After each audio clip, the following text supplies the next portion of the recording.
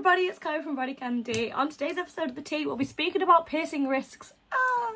But before we get into that, remember to like, comment, subscribe to BodyCandy. Make sure you see all of our videos. You never know which one you might need. So, first off, the first piercing risk we'll be speaking about is bleeding. So this seems quite obvious. The person is putting a needle through your flesh. Naturally, it's going to bleed to some extent. However, an inexperienced piercer who is working on a particular vascular area, such as a tongue or cheek piercings, has the potential to hit a major blood vessel. This is why it's really important to go to a very trustworthy piercer. Even a septum or helix piercing that goes exactly as it should can bleed a lot.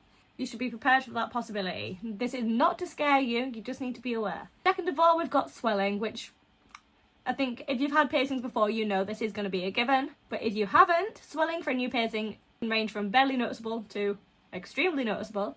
Oral piercings are notorious for swelling. I have had these two done. I've also had lip filler before, and there really wasn't much of a difference in the swelling. It was crazy. If you're planning to get a tongue piercing, philtrum, or just a general lip piercing, you should be prepared to deal with that swelling. This may prevent you from eating or speaking normally for several days. Cheek piercings are also notorious for a cycle of swelling, normalising, swelling again, for the entire healing process. It can be crazy, which creates a need for numerous jewellery changes. You should be prepared to deal with that on a regular basis. Next up, we've got bruising. So piercings will frequently bruise after they have initially been performed.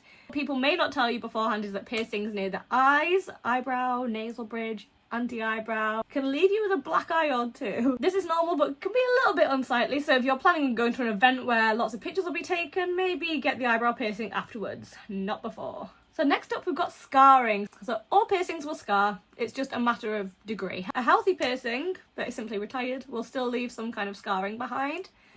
A piercing that is in a rough shape when it's removed will leave worse scarring than a healthy one. All piercings have the potential to develop keloid scarring, which is a large fleshy scar tissue that requires removal by a plastic surgeon if you wish to remove it. You can treat non-keloid scarring at home with topical products, making sure to use sunscreen.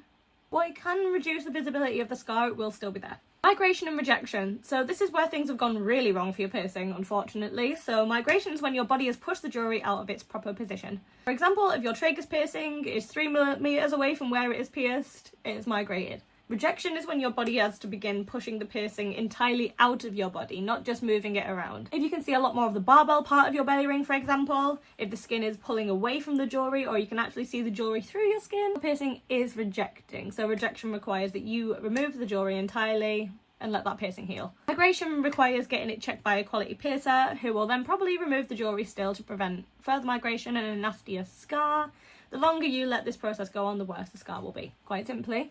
These both can be triggered by a number of factors, including trauma, something maybe hit your piercing, an improperly performed piercing, or the natural process of the body just pushing out a foreign object. This is why dermal implants are considered kind of long-term temporary. Your body will just eventually kind of push it out. Then last up on this list, we've got infection. So this is worst case scenario. If your piercing is red, hot, swollen, oozing, yellow, opaque, or green liquid, or you're maybe running a fever, you have an infection. There's nothing your piercer can do to help you, and neither can social media. You need medical attention. Do not remove the jewellery, as that can trap the infection inside of your skin.